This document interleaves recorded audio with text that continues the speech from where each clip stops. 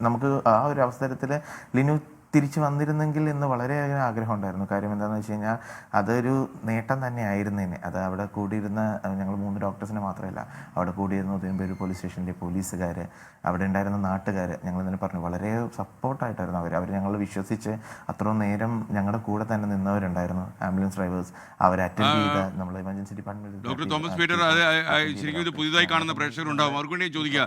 ശരിക്കും ആ പ്രൊസീജിയർ ചെയ്യുമ്പോൾ നിങ്ങൾ 3 പേര്, ഡോക്ടർ മനു ഉൾപ്പെടെ 3 പേരും പ്രധാനമായിട്ടും നിങ്ങൾ ഉപയോഗിച്ച സാധനങ്ങൾ എന്തൊക്കെയാണ്? കാര്യം അവിടെ ഉദയംപേരൂർ പരിസര പ്രദേശത്ത് കിട്ടുന്ന സാധനങ്ങൾ മാത്രമേ നിങ്ങൾക്ക് അതിന് ചെയ്യാൻ കഴിയുമായിരുന്നുള്ളൂ. ഇതൊരു എമർജൻസി പ്രൊസീജിയർ ആയിരുന്നു സാർ. കാര്യം ഞാൻ ആദ്യം പറഞ്ഞതുപോലെ ആളുടെ എയർവേ ഫുള്ളി ഒബ്സ്ട്രക്റ്റഡ് ആയിരുന്നു. അപ്പോൾ ജീവശ്വാസത്തിനായിട്ട് വലിച്ചുകൊണ്ടിരിക്കുമ്പോൾ ആളുടെ നമ്മുടെ കഴുത്തിന് മുകളിലേക്കുള്ള ഭാഗം ഫുള്ളി ഒബ്സ്ട്രക്റ്റഡ് ആയിരുന്നു.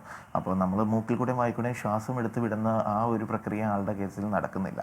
സോ നമുക്ക് ചെയ്യാനുള്ളത് നമ്മുടെ തൊട്ട് താഴെ ഒരു ഹോൾ ഇടുക. അതൊരു പ്രൊസീജിയർ തന്നെയാണ്. അതൊരു എമർജൻസി ഡിപ്പാർട്ട്മെൻറ്റിനകത്ത്, ഒരു ഓപ്പറേഷൻ തിയേറ്ററിനകത്ത് വെച്ച് ചെയ്യാനുള്ള സമയം നമുക്കില്ല. അതായത് അങ്ങനെ ഒരു സിറ്റുവേഷനിൽ ആ പേഷ്യൻറ്റിനെ ഒരു ഹോസ്പിറ്റലിനകത്ത് തന്നെ എമർജൻസി ഡിപ്പാർട്ട്മെൻറ്റിൽ നിന്ന് ഓപ്പറേഷൻ തിയേറ്ററിലേക്ക് ഷിഫ്റ്റ് ചെയ്യുമ്പോൾ തന്നെ ചിലപ്പോൾ അറസ്റ്റ് സംഭവിക്കാനുള്ള സാധ്യതയുണ്ട് ശ്വാസം കിട്ടാതെ വരുമ്പോൾ. നമുക്ക് തന്നെ അറിയാം, ജീവനോട്ടിരിക്കുമ്പോൾ എത്ര നേരം നമുക്ക് മൂക്കും വായും പൊത്തി നിൽക്കാൻ പറ്റും. ആ ഒരു സിറ്റുവേഷനിൽ നമ്മളത് ഷിഫ്റ്റ് ചെയ്യാതെ ഓപ്പറേഷൻ റൂമിൽ ഇട്ട് തന്നെ ക്ഷമിക്കണം എമർജൻസി റൂമിൽ ഇട്ട് തന്നെ ചെയ്യുന്ന ഒരു പ്രൊസീജിയറാണ് ക്രിക്കോ തൈറോട്ടോമി എന്നാണ് ആ പ്രൊസീജിയറിൻ്റെ പേര്. അതായത് നമ്മുടെ ആഡംസ് ആപ്പിൾ, നമ്മുടെ ഈ തൈറോയ്ഡ് ഗ്രന്ഥികളിൽ ഇരിക്കുന്ന ഒരു കാർട്ടിലേജ് ഉണ്ട്, തൈറോയ്ഡ് കാർട്ടിലേജ്.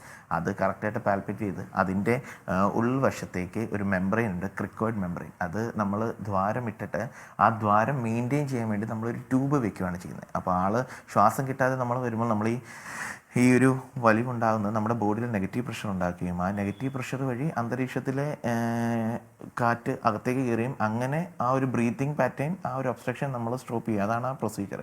ശരിക്കും അത് നമുക്ക് ചെയ്യേണ്ട ഒരു ഹോസ്പിറ്റൽ സെറ്റപ്പിൽ ചെയ്യേണ്ടതാണ്. അത് രാത്രി 8:30 ഉദയംപേരൂർ ഒരു വില്ലേജ് ഏരിയ തന്നെയാണ്, ഒരു ഗ്രാമപഞ്ചായത്ത് ഏരിയയാണ്, ഞായറാഴ്ചയാണ്, വൈകുന്നേരം രാത്രിയാണ്, കടകളിലില്ല, റിസോഴ്സുകൾ വളരെ കുറവാണ്, ലൈറ്റ് വളരെ കുറവാണ്.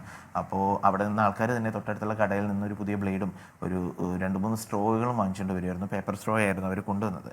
അപ്പോൾ അയ്യോ ഇത് പേപ്പർ സ്ട്രോ ആണല്ലോ, ഇത് ബ്ലേഡ് ആണല്ലോ, ഇതല്ല വേണ്ടത്, നമുക്ക് ആൽക്കഹോൾ വേണം, ഗ്ലൗസ് ഇല്ലെങ്കിൽ എനിക്ക് ഇൻഫെക്ഷൻ വരാനുള്ള സാധ്യതയുണ്ട്, എനിക്ക് മുറിവ് പറ്റാനുള്ള സാധ്യതയുണ്ട്, ഇങ്ങനെ ഒരുപാട് കോംപ്ലിക്കേഷൻസ് ഉണ്ട്. പക്ഷേ ഇതൊന്നും ആ സാറ് ഇതിനെ പറ്റിയൊന്നും സാർ ചിന്തിച്ചിട്ടില്ല. സാർ പറഞ്ഞ് നമുക്ക് ബാക്കി മറ്റൊരിടത്ത് വെച്ച് കാണാനുള്ള രീതിയിൽ തന്നെയാണ് സാർ മുമ്പോട്ട് പോയത്. അതായത് ആ പ്രൊസീജിയർ അവിടെ ചെയ്തില്ലെങ്കിൽ പേഷ്യൻ്റ് 100% മരിക്കുമെന്ന്, മരണത്തിന് കീഴടങ്ങുമെന്നുള്ളത് ഉറപ്പാണ്. ആ പ്രൊസീജിയർ ചെയ്താൽ ചിലപ്പോൾ നമുക്ക് ആ പേഷ്യൻറ്റ് തിരിച്ച് കൊണ്ടുവരാൻ പറ്റും. അപ്പോൾ ചെയ്യുന്നതല്ലേ നല്ലത് എന്നൊരു ചിന്തയിലായിരുന്നു ഞങ്ങൾ 3 പേരും.